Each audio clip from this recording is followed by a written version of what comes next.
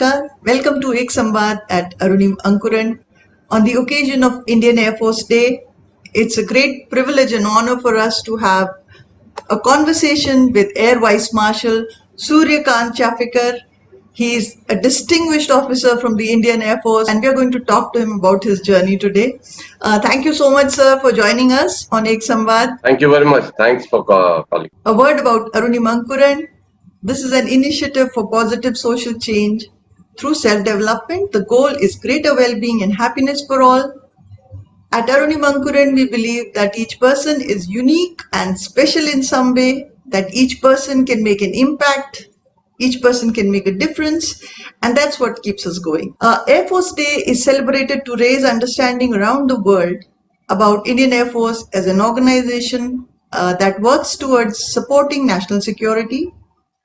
Adopted from chapter 11 of the Bhagavad Gita, the motto of the Indian Air Force is Nabham Sparsham Deeptham, which means touch the sky with glory. And the Indian Air Force is now the third largest air force across the globe. That's a matter of great pride for all of us as Indians. So once again, warm welcome to you, sir. I'll just have a brief introduction before we get into the conversation. Sure. He retired as Senior Air and Administration Staff Officer of Maintenance Command. He has flown over 7,000 hours on various types of aircraft. He's a qualified flying instructor with over 3,500 instructional hours to his credit. He is an expert in air maintenance with specialization in Himalayan region. Executed trial landings on AN-32 aircraft at high altitude advanced landing grounds. Has vast experience in the field of humanitarian assistance and disaster relief. He is the recipient of Shaurya Chakra and Ati Vishisht Seva Medal, which is a matter of great pride. Thank you. Post-retirement, he is involved in training the youth for service selection board interviews free of cost. He conducts training programs on personality development, leadership, and is a motivator. He's a defense analyst and writer, has a YouTube channel. His memoir, Shades of Blue, was published in November 2021. And his memoir in Marathi was awarded the Best Memoir of the Year 2021 by Maharashtra Sahitya Parishad, Pune. Once again, sir, it's an honor and privilege for us to have you here. Thank you for joining. Thanks for having me here. So nice to speak to you. So the first question I think that comes to mind is, why did you choose to join the Indian Air Force? Yes, this has been a quite common question to me all around, and the answer is not stereotype. You'll be surprised, it is quite different. Actually, I was very keen to join Defense Forces for sure. However, you'll be surprised to know that I was a Army Wing NCC cadet in school, as well as Army Wing NCC cadet in college also. So only when I decided that I have to join Defense Forces now, and I started looking for the choices, yes, Air Force was the number one, and next was the Naval Aviation. Now, it was not because I was attracted toward the aircraft or something like that, or I just couldn't resist being in a cockpit, nothing like that. But yes, that profession, the aviation profession, the challenges which you can face in that really excited me. And secondly, another very important reason was my mother definitely wanted me to join the Indian Air Force, as my father was a territorial army officer, not a regular army, but an army officer. And of course, you will be sure that my father wanted me to be an army man, but he never forced anything upon me. So my natural selection was Indian Air Force, and that too, I was very firm. People join Indian Air Force to be a fighter pilot for the thrill of speed, things like that. I was you can say, very clear thinker right from beginning. So my aim was to be a transport pilot, go around the world, go at different places, fly bigger jets. That was my aim right from the beginning. And that is how I joined Indian Air Force. That's very interesting. So I think another question that comes along with the one I asked you earlier is what is the difference between an Air Force pilot and a commercial pilot? You could have chosen to be either of them. So what is the difference? Yes, yes, definitely. Moment I say I am a transport pilot, this question pops up the next. Hmm. But let me assure you, a transport pilot in Indian Air Force and a commercial pilot, there is a vast difference. Commercial pilots fly from place A to B on the same route, maybe for all the while, Yes. or there may be a change of route and things like that. Hmm. Not that their flying is any less, but Indian Air Force transport pilot have to carry on with lot of different roles, which are combat roles also, like paradrop, in which you have to open the door of the aircraft and Hmm. drop the people accurately because lives are involved. You cannot be throwing them away anywhere. Hmm. Secondly, we take on the role of bombing. Thirdly, as you read out about me, I am Hmm. an expert in Himalayas. Flying transport aircraft in Himalayas is a challenge. Okay, and this entire Himalaya, the northern region of India, is Hmm. a very, very difficult terrain. There are no roads, there are no railway lines. So Hmm. mostly our army jawans are supported by air. Yes. Yes. And that task, mind you, is done from Chandigarh, Air Force Station Chandigarh. Hmm. And I have a very distinguished, kind of achievement in which I was a flight commander at that place. I Hmm. was a commanding officer at that place, and Hmm. I was a base commander of that place, which is normally not a very common thing. And I am not a Sardar, so that it was not a choice posting too. Hmm. Yes. So that is all about the difference between transport flying of Indian Air Force Hmm. or in that for that matter Navy and Army also Hmm. and the civil airlines. Their job is chalked out. They Yes. know their definite routes and they don't have to do the certain things which can be brought in as combat. That is the Yes. So when let's say when the transport pilot is going, for example, let's talk about your own experience. When was the first time you did this, and what was your psychological state at that time? Or how did you deal with that? actually the training part is the first one. Whether you are a transport pilot, fighter pilot, or a helicopter, training is the first one. Yes. And my first trainer was HT2, that is Hindustan Trainer number 2. A very, very difficult aircraft, which was a tailwheel aircraft. Mm-hmm. People say it had its minutes of its own. Whatever Oh. pilot wanted to do, it Hmm. could do, but Hmm. it had some tricks up its Hmm. back. Hmm. So it will create new situation. Basically, aerodynamically, we won't discuss that much. It is an unstable aircraft. Let me Hmm. put it across that way. So Hmm. controlling that was a difficult thing. And my first sortie, I do remember, it was just for 45 minutes. Okay. So you can call it a air experience. Before that, I had never been in a cockpit. Hmm. So it was such a short and a sweet thing Hmm. that before we got airborne and we landed, I almost didn't come to know that it's over. Hmm. But the one thing I understood that day that you are lucky to have a bird's of eye view from Ah. aircraft Hmm. of what is happening below, and that really thrilled me. Hmm. That was my first experience, and then I moved on to transport aircraft, the bigger aircraft, and the journey continued. So when you're up in the air, for example, initially the first few times, let's say the young pilot who's just joined training, how many hours does he have to spend with the trainer before he can do a solo?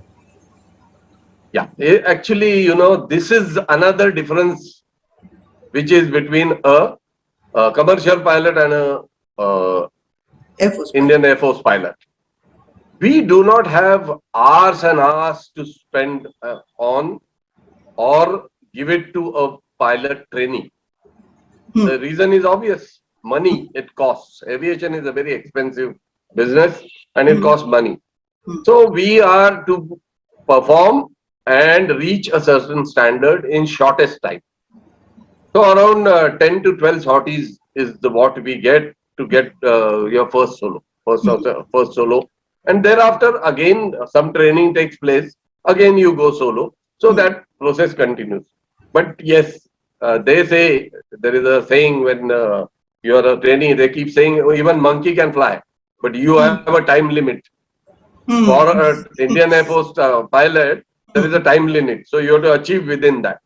So this time is short and there are a lot of pressures. So what we do is we sweat more in peace so that you bleed less in war.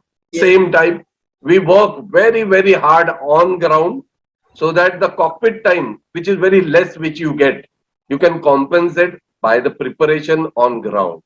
So Yes. what do you almost close your eyes, sit on a chair, hold a kind of a stick, which is Hmm. your joystick, you can call Hmm. it. As in a aircraft, you can close your eyes, call out your checks and procedures, Hmm. practice your turns, Hmm. and such things we do to Hmm. somebody walking into that room when this Hmm. thing is on, he will feel it quite funny. But Hmm. we used to actually do this. There used to be the charts of the cockpit entire instrumentation stuck on a wall. In Hmm. front of that wall, we could sit with Hmm. the posture I have told, and we used to practice that if I turn left, this is going to happen, this instrument showing up. So that way, we compensate for the lesser time given to us by sheer hard work on ground. So this sounds very similar to visualization. What you're saying. Yes, a visualization based on your first few experiences. So it's not entire visualization. Actually, you say that, okay, I will be doing a kind of a rectangular pattern. Okay. So your eyes are closed. Mentally, you are actually doing a rectangular pattern, minus the whine of the engines which are running. Yes. So that is how you prepare. So is there something in the selection procedure? Because see, what you're describing is not something everyone can do. So what is it that you do to pick up people who can actually go through this kind of mental aspect of the training also? You know, we have a very, very strict selection procedure. And as you read out that I train people for service selection board, Hmm. this service selection board interview is a very unique activity. And I keep telling today's youth, whether Mhm. you want to join forces or not, please go through this process once. Your Hmm. horizons widen. You start knowing yourself much, much better. Yes. There are certain mandatory qualities which defense forces require. Hmm. Very intelligent, too much of an intelligence, or very, very sharp chap, or all these things are not. So intelligent chap, if it doesn't have those basic things, honesty, integrity, determination, courage, conviction, then he may not be a. And there is something known as psychomotor skills. Eyes, ears, your feels, and then your hand movements and your leg movements. So if you are born with certain psychomotor skills, and a very unique thing about Indian Air Force and commercial pilot, again I will bring in, Hmm. is if you want to be an Indian Air Force pilot, you have to pass a test Hmm. which is known as PABT. Now it is computerized, so it is known as CABT. It Okay. is a test of your psychomotor skills, Hmm. basic. Then you can develop on that. So Hmm. this is what is required to be a flyer. It's not that everybody can be one, Hmm. but if you want to be a commercial pilot, you can keep spending money, keep training yourself, keep doing things. Hmm. But any day, a natural thing cannot overtake a artificial thing, or a one in which you keep trying, and somehow make it. Yes. So that way, psychomotor skills is a very important aspect of motor skills, basically, is a Yes. very important aspect. And Yes. if you have that, and to add to that, for defense forces, I told you the qualities which are required. Hmm. So they determine how good or bad you are going to be as you move on to the service. And Hmm. let me tell you a very striking and wonderful thing about defense forces. Hmm. When you are SSB, you clear, Hmm. there are some mandatory qualities, and your records are kept in Delhi. Hmm. At you are from psychology, so I will tell you the Timarpur. They have got a very civil organization. Hmm. They keep our SSB records intact with them till we retire, so that tomorrow some accident takes place, tomorrow something wrong that officer does, So they want to find out how they went wrong in selecting this boy or a girl. And then they analyze and change the SLB procedures that way that certain quality was not seen. So we have a psychologist, we Mhm. have a group testing officer, and we Mhm. have an interviewing officer. I don't have to talk much about psychologists. You know it much better than me. An interviewing officer is a person who talks to that person and tries to find out whether he has got the same traits which we look for. Right. Then the group testing officer puts you in a group and Hmm. tests you. As an individual, you may be very good, but Yes. how you are in a group is Hmm. very important for a defense officer. Yes. So Yes. they check that. And these three people actually look for the same trait, mind you. However, their tools are different, as explained, and they don't talk to each other about the candidate till the final conference. So Hmm. if I am the candidate, Hmm. psychologist won't ask the interviewing officer how is Chafekar, means how is Right. coming Right. up on the interview side. So that is the best part of it. So it is very, you can say, a clean, clear system of selection. So, sir, it would be so lovely to hear your journey through that interview. How was it? Do you remember any of those moments? And what were the questions they asked you, for example? Not much, to tell Mm-hmm. you the truth. However, one thing about me was I am a very outspoken man right from my childhood days. Mm-hmm. That is the way I have been brought up. So I used to think the way the interviewing officer asked me Mm-hmm. certain things, point blank gave an answer which I actually thought is right. Okay, and some person like this, it is my very based on my experience. I am an interviewing officer myself. I Mm-hmm. did the course. Mm-hmm. Unfortunately, due to my operational flying requirements, I Mm-hmm. didn't command SSB. Mm-hmm. But I did the interviewing officer course because I was interested in that. Mm-hmm. So if you are yourself, means if you are you and you don't pretend to be somebody else, Absolutely. then you are through, is my conviction to the date. And all the boys and girls who come to me, Mm-hmm. when I tell them this, I get some candidates who have failed twice, thrice. When I speak to them, I can make out they're trying to this, in this pseudo world, everybody is wanting to pretend that he's so and so. If Yes. that stops, if that stops, and you be you, then I think clearing SSB is not very difficult. And my experience about my interview was exactly same. Mm-hmm. The questions normally asked are based on your, whatever, if you have graduated, till graduation, what you did. And they're trying to find out what are your interests, Mm-hmm. how you deal with people, Mm-hmm. how your friendship is, how was your parenting, even that they find. Because we are trying to find out what is the, the traits which are 16 or 17 of them. Do Mm-hmm. you have them in you? They Yes. may be they may not be fully developed, Mm-hmm. that the training does development, but whether you have it or not is very important, and honesty integrity tops those traits. So Yes. now it will be clear why defense forces officers are like that, Absolutely. because that is the basis on which they have been selected.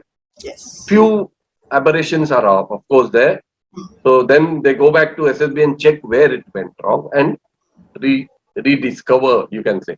Psychology is a thing, I suppose we have to keep doing, keep working at it. It Yes. just doesn't remain at a idle place. So that way it works. Absolutely. So while we are speaking about the qualities, there is one requirement of the forces, which is that you should be so motivated that you can put your life on the line. Is there any kind of Yes, clue to that when you are talking to young people that you look for? yes, definitely. And that motivation thing comes from leadership. Leadership, I left it aside because I love that subject and I talk too much on that. So I thought when question comes, I will talk about that.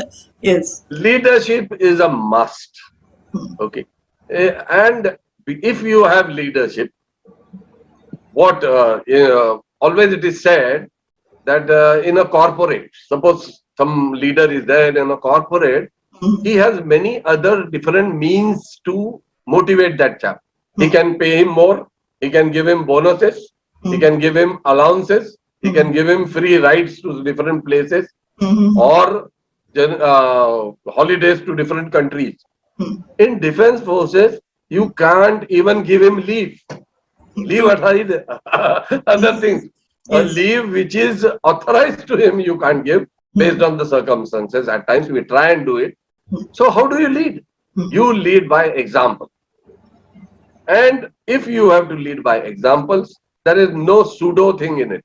You Yes. have to show. You have to every time show that yes, you are ready to lead them, and you won't be running away when a situation comes. And when you develop that faith, that is very important in defense forces. The officers and the men, the faith in the officer allows them or motivates them to die for the country also.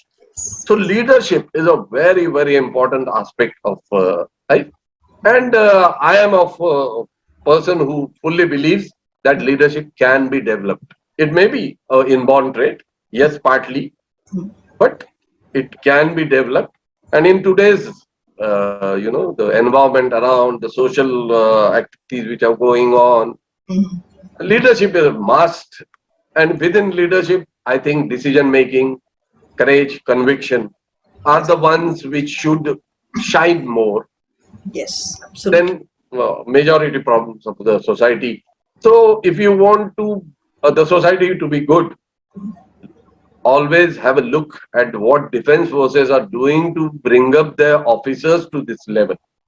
And you will find discipline also one of them plays a Absolutely. very important, because in civil, discipline means it is thought that it is being stiff, standing still. Not, it is not so. Discipline is a way of life. Yes. Yes. Discipline is way of life, and it doesn't make you any bad or good. You can be a disciplined person, but you can enjoy life as anybody else. There is a tendency of civilians to misunderstand discipline. Yes. Rules and regulations following is discipline. Whether it is financial rules and regulations, they are academic, they are on the road, stopping at red light is what comes under discipline. But you keep finding people walking away. Rather, I get scared these days because they honk when the red light is on, and I feel they are going to bash me into the four-wheeler. Discipline, if you can take from defense forces, our country is doing very well. It will do phenomenal if this Yes. one thing of discipline is cultivated within all the citizens, and it is possible because every Yes. citizen is a patriot. I firmly believe in it. And if he is told that unless and until you adopt discipline, this country can't improve, they will do it. Yes. That's true, sir. So when you were a young officer, when you joined, who were some of your inspirations as, what should a leader be like? And of course, everyone makes mistakes, everyone has challenges. So is there something that you remember, maybe like a big blunder that happened or something like that? Something very human. Uh, as you go, let me tell you that flying profession is full of risks. Yes. There are risks. Okay, but you as a professional draw a line, and you always know not to cross it. So Okay. we do have a self-discipline in flying also. However, you are flying a machine, which is a mechanical thing. You are a human being. The circumstances in flying, the flying environment changes almost every day. Means you feel somebody is coming to Nagpur, so yesterday he landed well. Why he has not landed today? It's not that easy. Nagpur, what was it was day before yesterday, it will not be today. True. When you are talking about flying, the weather may be bad, there may be clouding, there may be visibility may be bad, your engines may be giving problem, there can be n number of things. You may be fatigued, So, so in my case also flying career was quite smooth till I was a wing commander. But however, when I started going towards Himalayas as a flight commander, as I told you, I was in Chandigarh. I was given a very difficult task of starting the Kargil airfield. In 1999, it was not available. So in 2001, when I was posted, so some repair work were done. I did a trial landing. It's a very difficult airfield because it is at height. What is difficult in hills for flying is basically in hills you don't have flat grounds available easily. Right. That is a very common thing known to all. So these smaller portions of strips are available, and they are all surrounded by huge mountains. True. So to make a aircraft land on a surface, you have to get into a very particular pattern, and that last loss of height is done systematically. Means you descend very slowly. At Nagpur, if I have to descend, I'll start descend at 10 miles so that I reach 0 feet at the runway. In hills, I cannot afford doing that. I have to almost dive the aircraft. Oh. So degree of difficulty increases, the landing speed increases. So that way, it is a difficult airfield. So after doing the trial landing, when I was taking my boss for inauguration, my aircraft was fired upon by Pakistani missile, and it went through my right engine. Oh. It went through and through. So it burst all the oil pipelines, fuel pipelines. And in hills, if you are flying a two-engine aircraft, with one engine, you cannot maintain height. And hills are 20,000 feet, so you have to remain about 20. But with one engine knocked off and on fire, it was difficult to recover the aircraft, which I achieved by, I say, the excellent machine, because it went through. Thereafter, we have fire extinguishers in the aircraft also. Okay. So I extinguished the fire, closed down that engine, flew one engine through the valleys, things like that, flew for almost 31 minutes and landed at Leh. This is another first thing in which not that anybody looks forward to, but it happened to me, and I brought the aircraft back down. So that incident, you can say, flying accident almost taught me a lot, changed me as a person, because in every organization, after you do a mistake, there are procedures, there are queries, there are inquiries, and blame worthiness is looked at. So, which is a natural. There is nothing wrong about it. But somehow, because I was right in every aspect of doing things, I came out scotch-free, and that is why I love this organization of mine, Indian Air Force, because it does justice. Okay, others may think it does not, but I am the one who knows that it has done justice to me. So things. This was a, you can say, low key point in my flying career. But then I didn't know that there are highs coming up. So only thing I believed in is keep working honestly, which normally almost everybody does. And I had a belief in one thing, that destiny is not matter of chance. Destiny is matter of choice. Yes. And it is not a thing to be waited for. Destiny will manage. No, it is to be achieved. I was a firm believer. Till date, I am a firm believer. So I worked hard. I said, one thing has gone wrong doesn't mean it's over.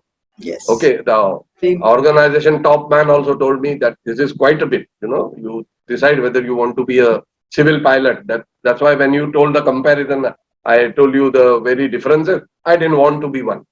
Okay, after retirement also I could have joined. I have not. I have a civil, because my aim was different. So because of this, I will say that this low-key point was the first hurdle in my flying career. However, it taught me a lot, and it helped me a lot to achieve what I achieved first. Wonderful. So, sir, you've been emphasizing authenticity, the idea that you should be an authentic person. How do we encourage people to be like that? And also the other thing is, how do we inculcate discipline in the youngsters? Because obviously, that is what is going to be a game changer. And please talk to us about that. Yes. Uh, you know, whenever we speak to youngsters, and I keep do it very, time and again because of the way things are going. I visit colleges, I visit schools, I speak to people. People come to me for different requirements. I always believe that youngsters are all set and ready to adopt what you tell them. But Yes, channelizing is our job. true. And that channelizing is not being done well Mhm. because of different reasons. According to me, the youngsters are always ready to learn because they are very, very enthusiastic about the very activity. But the molding part definitely depends on we people. We Yes, I talk people who can make a difference. absolutely. I will tell you, when I was doing all this activity in Indian Air Force, Mhm. like post my accident, landing at the highest airfield in the world, then few more things followed. That is Daulat Beg Oldie, which is the highest airfield at 16,700. Few more things followed. Mhm. When I gave this idea to my youngsters, I will take the Air Force example, which can be very, very well set for all the youngsters as well. When I gave them this idea, otherwise in transport, very routine activities were happening. Only for exercises we were in combat, otherwise very routine things. So this challenge was accepted so well by my youngsters. I was surprised. Mhm. They started looking into graphs. We have Mhm. to do a lot of calculations for things like that. They started looking into graphs. The entire unit of pilots, navigators, engineer, airmen Mhm. was one unit. And you should have, I still remember vividly the way my squadron was that time. Mhm. It was a kind of a thing which was holding everybody together. Mhm. And that what was it? A challenge. Yes. Challenge put forward to them Mhm. made a huge difference. Mhm. There were some pilots, you have all types of people to make this world. So Yes. some didn't want to work, they used to scrounge and all. Even I saw them getting into the act because nobody wants to left behind when Yes. challenge is thrown out there. Mhm. So I suppose there is definitely a lack of challenge, a lack of environment for youngsters. We have become too competitive. So everybody wants their wards to be either engineers or doctors. That was not so when I was. My father was a very proud person when I became an Indian Air Force officer. And mind you, I was from a school, Hadas High School, which was that time at the top. Mhm. We had some 23 people merit in one year. 1975 batch I am. Mhm. My section all were first class. Mhm. Out of this 18 to 20 merit, there were 12 from my class. So I Wow. belong. I was from such a batch. Mhm. And let me tell you, when I look behind, Mhm. that how these people who were meritorious people who were there, what Mhm. they did in life today. Mhm. When I look back and have a look, I can find very mundane, routine things they are doing in life. Only two or three have really shined. Mhm. And in my case, I was not that intelligent. I am very clear about myself, what I am. Mhm. I always cleared all exams in one go, Mhm. everything, but I was not that, 92 percentage or something like that. But my father never said a thing for that. Finally, I believe in one thing. You as a psychologist may look into it. After all, husband wives have a child. Mhm. Their IQ level is set. Mhm. So unless there is a miracle, one Einstein cannot be proved, right? Mhm. Their intellectual capabilities will be somewhere balanced as their parents. Mhm. Then you refine them and go ahead is a different activity. So I think today people are trying to get their wards too much, micromanagement has started. You leave them, throw a few challenges to them, and they will respond much, much better, is what I feel. Secondly, money. Money has become too important. I still remember my father used to, rather, my mother used to always say, money is such a thing which is required for your living kind of a okay level. It is not a thing to be accumulated because it's not going to make you happy. Yes. And as I moved in my journey in career in Indian Air Force, I found, and today till date, I feel so. That is why that I actually do everything free of cost, because I feel now it is my time to give back to the society.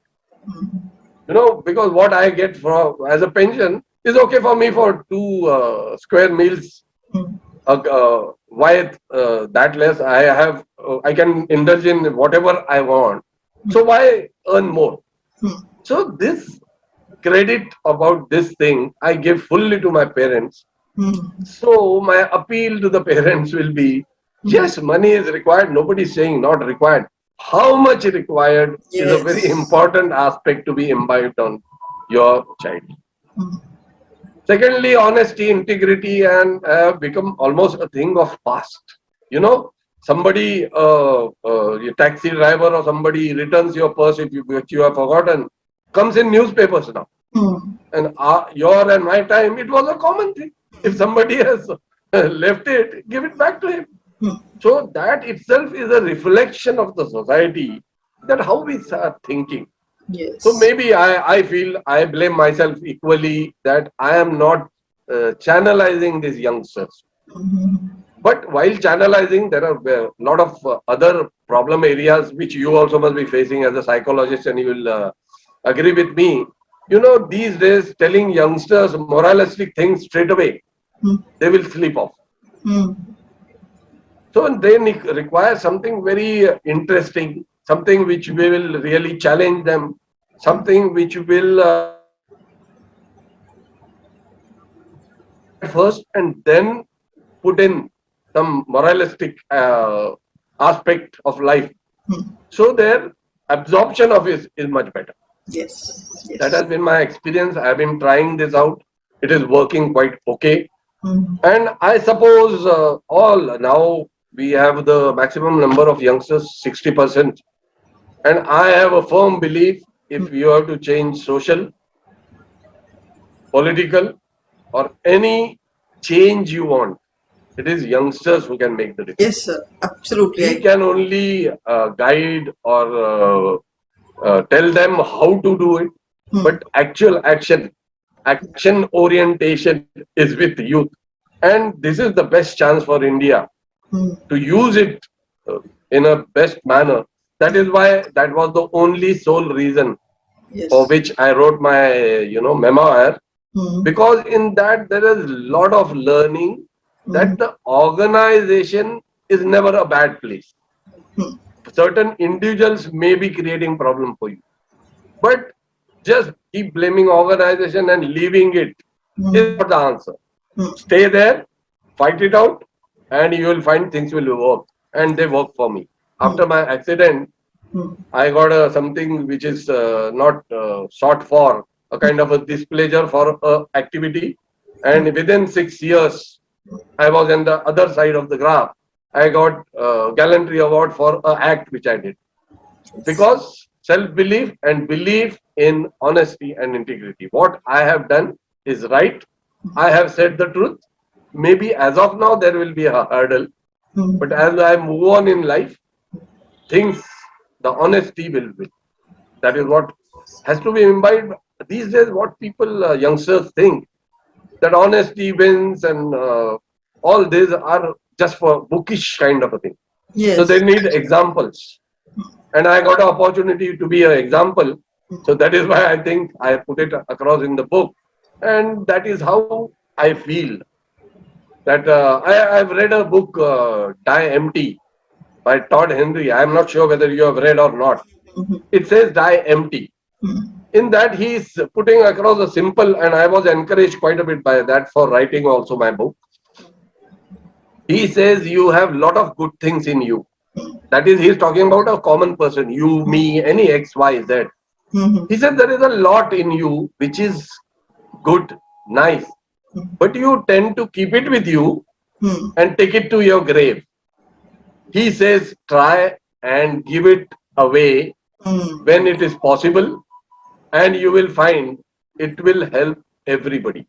So True. I was never, I never thought in my life I can write, and that to a book which will be 200 plus pages. But I said, no, I have a thing available with me which will teach a lot to Yes. people.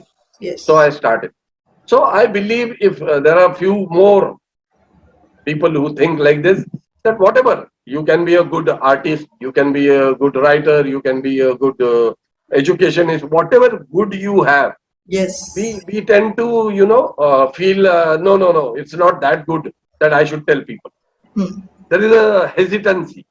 So very good qualities are not passed on to others, and you take it them to the grave. So I was really that changed my day, and that is how most after retirement I immediately started writing, and then whenever now the book is doing well, and when people speak to me, they speak on exactly the same aspect, that it is a thing which is written from heart. I am not a literature man. I am a blunt, straightforward kind of a writing style I have. But then people do take up. So I feel guiding youngsters is a very important aspect, and Yes. that will have to be done by us.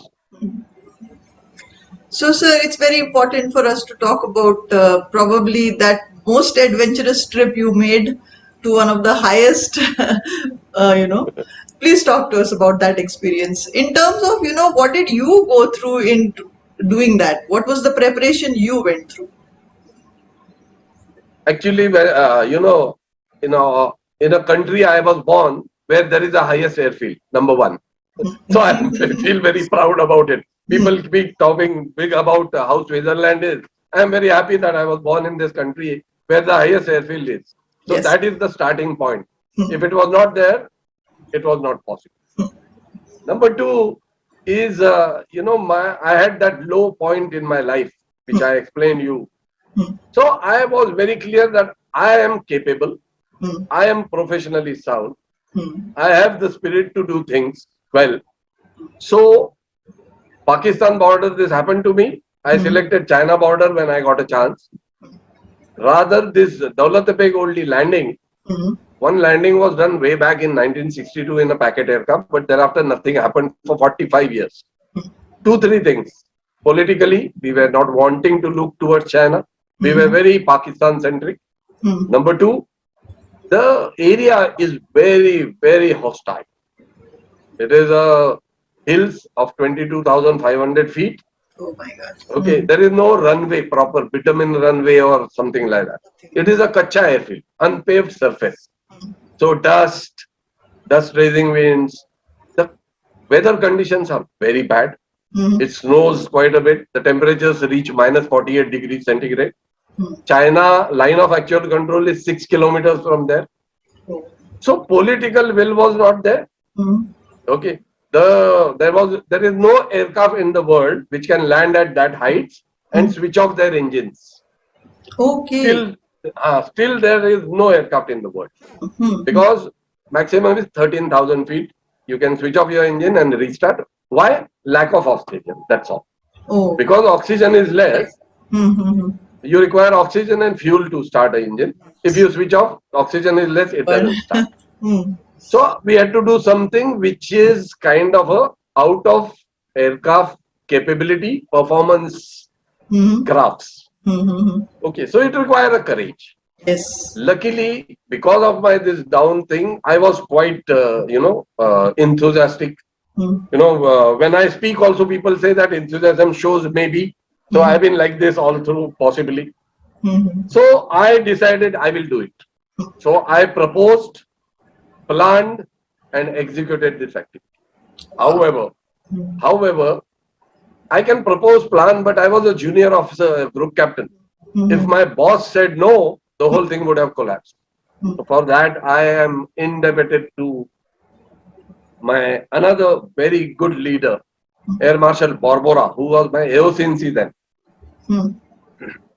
So he accepted my proposal, Mhm. left it to me. He was not breathing down my leg. Mhm. He said, "You decide the date, you plan the thing." Mhm. And army did a tremendous job. Mhm. Lieutenant General Bharadwaj was their boss. Mhm. All 45 years, you can imagine, Yes. 45 years, nothing was moving. Mhm. And I was posted in Jan 2008, Mhm. and May 2008, I landed there. So in 5 months, the whole thing moved. This is a typical example of leadership. My boss, Mhm. both, you can say the army person, because he had to prepare the airfield. His jawans had to prepare the airfield. You Yes. can't take any equipment there. 16,700. If Mhm. you and me go there, like I used to go for inspection, if you want to walk 4 paces fast, Mhm. you go unconscious. Such Yes. is the 45% less oxygen is available there. Mhm. So at that such place, he compacted the airfield. It's a kacha airfield.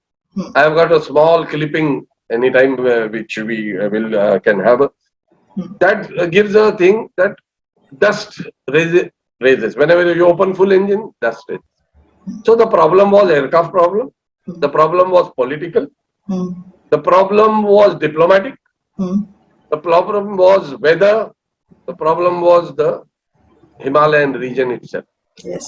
Mhm. So to surmount all this, you require a firm leadership, which was available to me.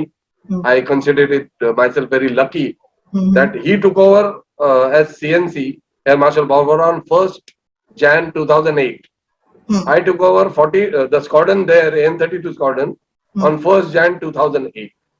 These things have Oh. to come together. Mhm. And then uh, we prepared the airfield, we went through that. The soil expert, there are soil experts wherever runway Okay. has to be made, because you don't have that compactness or not. Mhm. That institution is Pune, it is a civil institution. Okay. Runway rehabilitation or something, RIMIT or something, that's their name. Mhm. Their experts said don't go there because that runway surface is not that good. Okay. The engineer said don't take the aircraft there because if it goes unserviceable, how you are going to get out? You will have to leave it as a Christmas tree Yes. Mhm. because you can't restart the engine. The We asked the Russians who Mhm. made this. They are original manufacturer. Huh. Whether we want to do something like that, they said, please don't do it. It is not possible. Oh, okay. Mhm. Okay. However, we did it as a military activity because this place which we are talking about has got immense strategic importance. Immense. Five borders meet there, five cultures it is Mhm. Neat. may meet there. Okay, it is known as roof of the world. Mhm. And now when we talk about Akhanda Bharat, sometimes Mhm. Mhm. if we have to achieve that dream, the development only will have immense importance as Leh has got now in Ladakh region. So that is the strategic importance which was understood by me. Huh. When I explained it to my boss, he accepted it and he also understood it. Okay, such was the background in which we worked. Mhm. If something went wrong, you know, rising sun, there are many followers. When it goes wrong, and when you do a act, you are not sure whether it's going to go right or wrong. Mhm. Yes. So my boss, that is Air Marshal Barbara, I hold him at a real excellent leader he was. Okay. So in spite I having an accident at Kargil, he didn't think twice that whether it will be successful, not successful. And as I told you, my team, tremendous team I had. My flight commander was a wonderful person. My nav leaders, my technical officers. We had to selection of aircraft was very difficult. You Mhm. have to select the best aircraft which won't go unserviceable. Right. Finally, it is a mechanical machine, it can go wrong. But they took on responsibility. We put on some additional checks. We did a lot of work. And finally, on 31st May 2008, I landed the aircraft and a kind of a history was created. Thereafter, we continued landing there. And the strategic importance was understood after I retired in 2020. You may remember the Galwan incident. In May 2020, Chinese brought their troops very close and that fight took place. Then we had to induct troops there. Now from Leh, if a Jawan walks to DBO, it takes 15 days. And we had to induct in a hurry. This is the time my landing at 2008 came handy because I had now brought up the runway to an operational level. So Hercules, that is C-130 aircraft landed there and dropped the troops there. So my message to youngsters is these days we want instant results. Youngsters want, they do something. They said, "Hoi nahi raha hai." This has not happened. But what I did in 2008, the strategic importance was understood by my country in 2020 when I retired. Okay. So things take time, but what you feel is right. Yes. You should do yourself, and the results could be either way. Yes. Anyway, there was a lot of lot of publicity for my DBO landing because of the strategic importance itself. But that time nobody was very keen to do it because the risk factor was pretty high. Mind you, whenever there is a risky job, we get into nitty-gritty of flight safety. We really prepare well. Yes. It is not just, courage these days, another point for youngsters. They think courage is, I feel it, so I do it. No, it's not. The courage word in itself, within itself, lies a lot of things. Good planning, plan B, then the very requirement of the activity. Just climbing a building and jumping is not courage. Courage is done for a cause. Yes. And you have to have conviction, and the results should be helping the entire society or maybe the country. Yes. Then that courage is of some meaning. True. Otherwise, it is not. Absolutely. So these immediate results, courage, these youngsters should understand that they come only if you have discipline. Courage without discipline is not of any use. Is a very important lesson from my DBO also. Thereafter, we did 50-60 sorties. The Johnnies were very happy because 15 days they used to walk at average height of 16,000 feet. And I used to get them in 20 minutes. Wow.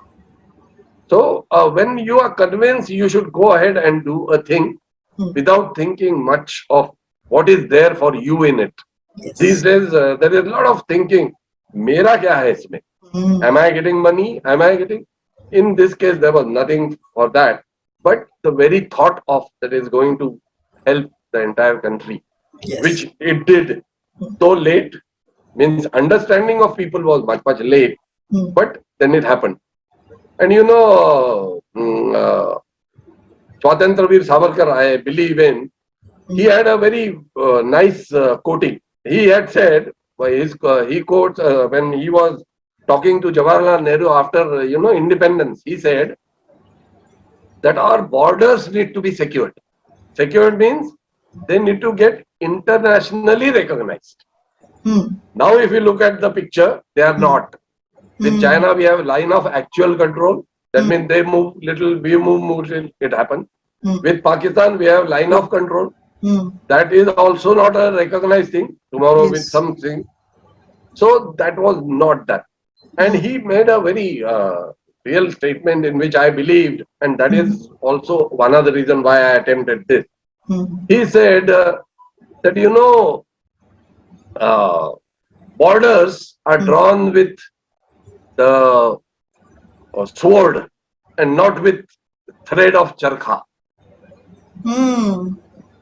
Yes. He said if you have to secure your borders, you need to be physically present there, fight it out. And I told you the strategic importance of DBO. Hmm. It is 5 borders meeting. How Hmm. important it is to have that is can be found out from his statement. His statement was in a Marathi, so in English it may not appeal you that much. But he said in Marathi that uh, सीमा रेषा तलवारीच्या टोकानी आखाव्या लागतात, त्या चरख्याच्या सुतानी आखता येत नाही. So he said a thread cannot make a border. Hmm. Your sword is going to be used Yes. for that. And Yes. how right it was. Now we are realizing after 75 years of independence. So this is my little bit of small little contribution to this whole activity. That is what I feel always. Though the importance was known to the country after Hmm. 2020. So Hmm. almost 12 years it took. But I think it is worth it because I could motivate my youngsters Hmm. quite a lot. Hmm. You will be surprised after retirement. I have retired 5 years back. Still, those youngsters are in touch with me and they talk about those days. Yes. So we come back to the point that youth, there is nothing wrong. Hmm. Hmm. It is the leader who need to channelize them, get them going, give them different challenges to do. And of course, for a leader, telling why, how, and what is very important. Why Yes. you have to do that act, Hmm. how you are going to do. Today's leader tell you what you have to do. Hmm. Why you have to do also they tell you. What you have to do also they tell you. But how you have to do it, they Hmm. don't tell you. Hmm. So leadership actually is why, what, and how well explained. Hmm. Then that faith gets. When I decided to land at DBO, they knew it is quite a dangerous activity. So I Hmm. was telling the whole youngsters in my briefing hall that we intend to do this. Hmm. So there was a pin drop silence. I could make out now there is a issue. So I told them, if the thing goes wrong, your commanding officer will be responsible. And if it goes right, it is a squadron achievement. Hmm. And you could see smiles on their faces. You have to develop Yes. that faith in them. Tell them, I am not going to run away. We are together in it. So that is how DPO influenced a lot of things. And I feel it was quite a milestone Hmm. in the history of Indian Air Force transport fleet, for sure. Now my transport fleet people are really looking forward to doing some exciting things, and Hmm. things have really come up. So much to learn from what you're saying, and I think your humility itself is a very big lesson for all of us. What you've achieved for the country is such a major contribution, and for a young officer, even to think about something like this and make it happen. Actually, I think that's absolutely stupendous. What an amazing achievement, really. Right. So, I'm still a little more curious. Take us through that day, sir, and when you landed, and how do how you took off the whole experience. How was it? We were landing in that way, kind of a summer only. Hmm. May Nagpur well. Hmm. May it is 48 degrees. Hmm. There also the temperature from minus 48 comes to zero or just about hovering near sub-zero. Hmm. So what we had to do is get launch early in the morning so that we land in sub-zero temperatures. Because at that altitude, landing at plus temperatures is not possible. Hmm. In a aircraft, Hmm. flying at altitude is a different ball game altogether. Hmm. Your engine power is less. Hmm. Your maneuvering capability, that means turns, this is less Hmm. because of rarefied atmosphere. Hmm. Then other problem there was you are very close to the line of actual control. Hmm. The Chinese are also watching. They don't want you to do that, mind you. Hmm. When I Yes. used to do trials there Hmm. was a lot of problem on internet that why Hmm. these aircrafts are moving around. Okay, Uh, and all these 45 years we had listened to them, so they hmm. thought nothing will happen. So we took off, you can say around 5:15 Hmm. from Chandigarh. Hmm. Okay, Hmm. again my leader Air Marshal Barbara was very much there to encourage me because he knew that as much he is tense, I am equally tense because I have proposed, planned, and I am executing. and he is a approving authority. So as a leader, he was in an aircraft as a passenger. And he sat behind the air marshal, let me tell you, sat on a normal seat which is meant for jawans. That is what I count on leadership. In military defense forces, leadership is this. When I saw him sitting there, I felt a little bit odd. I said, sir, sorry, we couldn't put a seat because weight would have increased, aircraft weight. We could not have afforded. He said, nothing doing. It is an operational activity done for strategic reasons. I will come like this. So he was on board. We took off at around 5:25:30. So it was a kind of a not sunrise had not taken place. So it was a kind of a night takeoff from Chandigarh. But I will tell you how as we enter hills and sunrise took place. I have got a wonderful photograph of that scene. You know, all the snow-clad peaks were golden.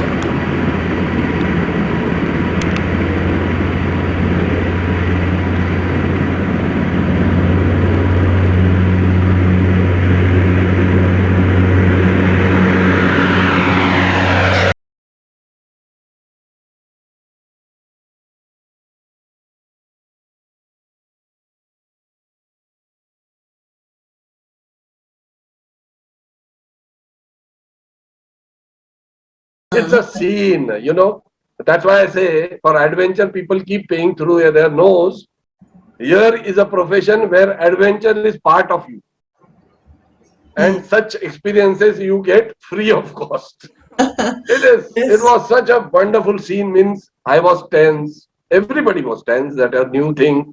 And that problem was if it had got wrong, it would have a problem for my squadron, my Indian Air Force, Indian Army, and the country.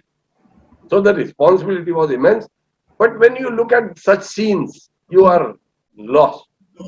It was a beautiful thing to have a look at. We continued as normal route till Leh and Thois is the place where you have a turn to the right. This place is in eastern Ladakh. So till Leh weather was good, but after Leh the cloud layer started. Now if there is a cloud between the ground and aircraft, you cannot descend because you don't know where are the hills. So in hills, this is an added problem. So I thought, oh God, now if this clouding is still DBO, then we have to return and the whole thing has to be planned. Luckily, that's what I say, always things happen with God's grace also. Luckily, we got an opening, a nice patch through which we could see DBO airfield. So we descended. All these things we had practiced earlier, you know. Because of a rarefied atmosphere, the landing speed was very high. To just give you our audience's small example, if I land at Nagpur in AN32 at 220 kilometers per hour, there the aircraft was going to land at 280 kilometers per hour because of rarefied atmosphere and airfield being at height. So your tire limiting speed is there. There are a lot of other technicalities which plus you have to maintain within hills, not touch the hills, don't go towards China border and make the aircraft land. And to add to all this, it is an unpaved surface. So when you land, a lot of dust is going to be thrown up. Then pebbles can hit your propeller. Then for takeoff also, there were problems. So anyway, this was practiced well. So we carried out a nice circuit. Till then it was around 6:10. I do remember all surroundings were snowbound. However, DBO airfield was nice and clear. Hmm. Chinese have put their soldiers to watch whether actually we are doing or not. It is, you can see, there is a hillock from Oh. where Chinese can see DBO. It's so close by. So they were all equally, Interested. excited, interested, and amused whether we are actually doing. They must have thought they must be just. And 063029 we touched down. And people keep asking me, what you felt there? To tell you the truth, I felt nothing. I felt I am doing a normal routine sortie. Because as a professional, if you get excited, things go wrong. True. So these have been imbibed on the Indian Air Force pilots time and again. So it worked for me then. After landing, we couldn't switch off, as I told you, engines couldn't. But Air Marshal Barbara was carrying a lot of gifts for the people who prepared the runway. And Lieutenant General Bharat was also field. Then that was gifted. We kept the running engine. And then with Bharadwaj sir and Air Marshal Barbara, we took off for Thois. That was a 15-minute flight. This was done to reduce fuel. Because if you take more fuel, landing weight becomes more. So we could not have land. So the army was well prepared. They had a tent. They had Indian flags almost on all surrounding peaks and at the airfield. They were the most happy. Because if they fall sick, now they could have been brought back in 20 minutes. They don't have to walk for days together, 15 days for change of shifts. Yes. That was the advantage. So overall, it was, a thing which was many people's dream. But we were lucky enough, me and my team, we could fulfill that. Yes. What an amazing story that is. Let me ask you a very simple question. See, like you spoke of all these qualities, courage, integrity, and I think to some extent it's fearlessness also, because if you're afraid, then you can't really, be doing the things that you've done. Where do you think you got all these qualities from? Definitely the Indian Air Force training from my parents. We were brought in a very conducive atmosphere where it was taught to us that you have to do things in what you have. Don't look for, easy ways out. If we can afford only this, only enjoy that. Development is later. You said fearlessness and courage. Yes, definitely. However, only fearlessness doesn't help is my way of looking at it. Fearlessly, if you want to do something, then your planning may go haywire here and there. Your thinking department gets slightly pushed back. Whereas if it is courage element, then you are well prepared for the activity. You plan it well. You have a plan B. You know what you are getting into it. Fearlessness is kind of a thing for that situation you require that. Means I am going in to land. Let me not give up there. Yes. That. But courage is what? Is a kind of a long-term activity which keeps bringing you in you the fearlessness which you require. Right. Nobody is fearless. We all are afraid of something or the other.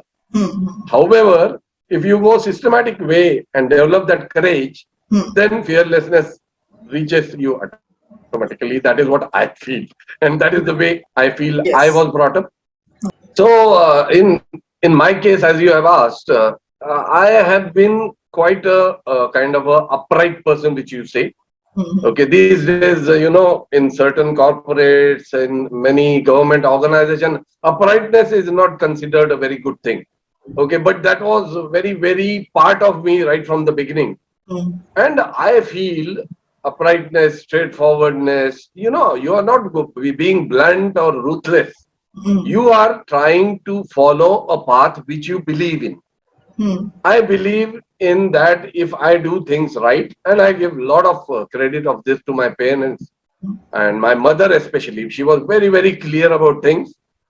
that path of truth may be difficult, but it is always right and correct, and it will give you success. Which as a child I also never believed, but my Hmm. life taught me that what she said, Hmm. and I little bit tried to imbibe, is true. Hmm. So in my accident which happened, Hmm. there was an organizational pressure. There were a lot of other issues. If Hmm. you go in 2002, on internet, you'll find all that masala there, which we are Hmm. not interested in. We are talking about more of a Hmm. how youths can bring up. Hmm. So that in that talked about only the truth, that what exactly happened, why things went wrong, Hmm. and it was not easy for me. Okay, Sure. those 4 5 years, and not only for me, but for my wife also, they were difficult times. When the entire world looks at you as if you are the culprit, it's a Hmm. difficult time. Like Yes. psychologically, it is very, very, uh, you can say pressurizing. Hmm.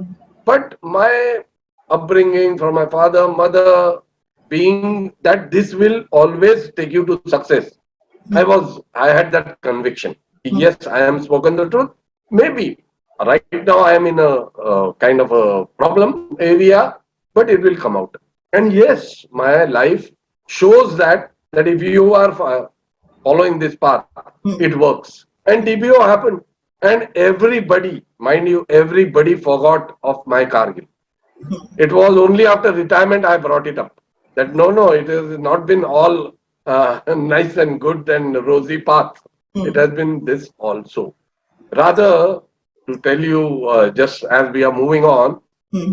I always feel till date that I should have got Shaurya Chakra for Kargil, Hmm. not for TPO. Because there I had acted, it just happened to me. And my Yes. reflexes made me bring back the aircraft. And it Yes. was a very, very difficult situation. However, the circumstances that time, Hmm. the person who was flying with me, he was the highest officer. We had just gone through the 1999 war. Hmm. Okay. Organizational issues, other issues which people keep bringing up Hmm. unnecessary. Hmm. Those didn't give me that. Hmm. So there is a very thin line in youth should understand. There is Hmm. a very thin line between a displeasure and a gallantry. Hmm. Okay, so either you keep doing your thing. Yes. Okay, I have experienced both. There are very few people who are lucky enough like me who experience both, the displeasure also and the gallantry also, Hmm. gallantry award also. But I Yes. have experienced, and I can say with Hmm. lot of confidence Hmm. that this is a journey.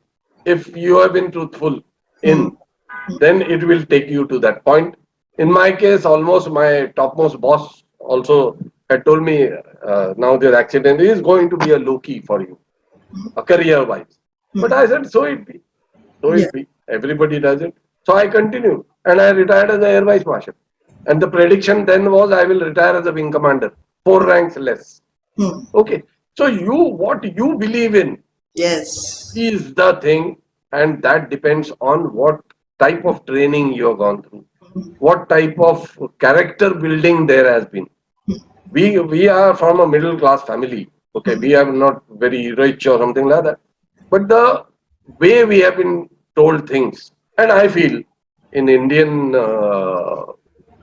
India as a country, all houses are like this. The parents really teach good things to their wards. However, the implementation part, as you get into as a psychologist, you will know the environmental influence is phenomenal. True. So, if the environment becomes vicious, Hmm. you holding on to your basic values starts getting that much difficult. Yes. So, Absolutely. if your parents have given you that character to do so, which I feel they gave me, so I survived. Okay. There are few views in Indian Air Force as well that this is a aberration. My means I going through a very bad patch, then still continuing, pulling on and reaching the uh, top of the activity Hmm. can be an aberration. I tell them no, this is not an aberration. If you follow and you have values imbibed in you, which you believe in, because that belief is to be underlined. Yes. Everybody, all parents, you will agree with me, are trying to imbibe that in all the youngsters. However, the belief in that, because what they do, parents say something, when they go in the outside world, they find something else. So now these two things don't match. They say, how they are telling me to be honest when there is corruption all over and corrupt people are getting successful? That is another problem. There have been so many youngsters who keep asking me, if you say so, then why corrupt people are successful? I say it is only for a time. Have you seen what happened to them later? So these kinds of values, earlier education institution also used to do a lot about these values. Now Yes. as you know, education institutions have no time for values and all. They are just making them cram and pass those things. And the numbers, problems are there. Not that they are not wanting to do, but they are not able to do. So I feel the responsibility of people like you and me increases tenfold. What educational institutions were doing now, if we could do as a social obligation, there is no choice now. Yes. Okay, you have to volunteer. It is an obligation. You have lived yours. You have taken whatever was from society.